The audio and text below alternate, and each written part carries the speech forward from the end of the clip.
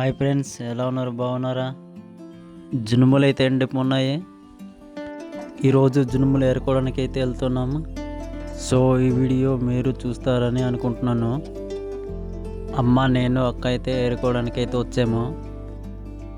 ఇలా చిన్న చిన్న కర్ర పాపిళ్ళు పాతి పండించుకుంటాము.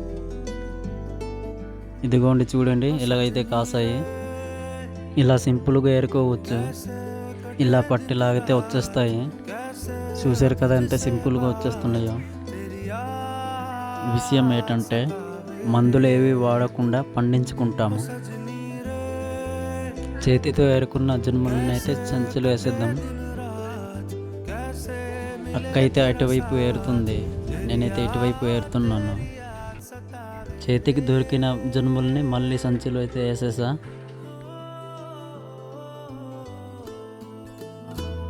అక్క అయితే చాలా నీట్గా ఏరుతుంది. చూడండి, ఇంకా కొన్ని అయితే పచ్చగానే ఉన్నాయి. తీగకి ఇంకా ఆకు పచ్చగానే ఉంది, అందుకే కొన్ని జునుములు అయితే పచ్చగానే ఉన్నాయి. ఇలా అమ్మ, నేను, అక్క కలిసి ఇలా ముగ్గురం కలిసి జునుములన్నీ ఏరేసాము. అలాగే పచ్చివి కూడా ఏరేసాము. ఆ పచ్చి జునుములను అయితే కూర చేసుకుంటాము. కొన్ని అయితే ఇలా గంపలో వేసేసుకున్నాము. ఇలా గంపలో వేసుకున్న జునుములను అయితే ఇంకో కవర్లో వేసుకుంటాము. గంపలో ఉన్న జునుములను అయితే ఇలా కవర్లో వేసేసాము.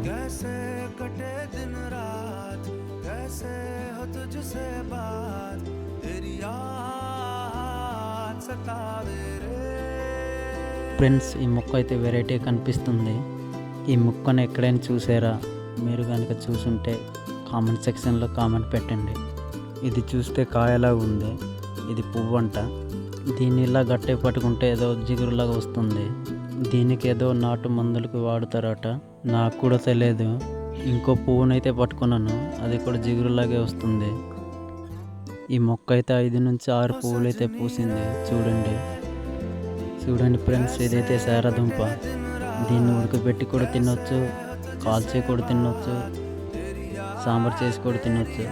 ఈ దుంపను మీరు ఎప్పుడైనా తిన్నారా? తిన్నుంటే చెప్పండి. ఈ బీరకాయ అయితే నెక్స్ట్ ఇయర్కి విత్తనాల కోసం ఉంచాము. కొన్ని రోజుల క్రితం అయితే చాలా ఉండేవి. ఈ బెండకాయలు కూడా విత్తనాల కోసమే ఉంచేసాము. ఇలా ఏరుకున్న జున్ములను అయితే కారులో వేసి ఇంటికైతే తీసుకెళ్ళిపోతున్నాను. వీటిని ఇంటికి తీసుకెళ్ళినాక ఎండువి పచ్చివి అయితే వేరు చేసుకుంటాము. తెచ్చిన వాటిని ఫ్లోర్ మీద పోసి ఎండినవి పచ్చివి అయితే ఇలా వేరు చేసిస్తాము.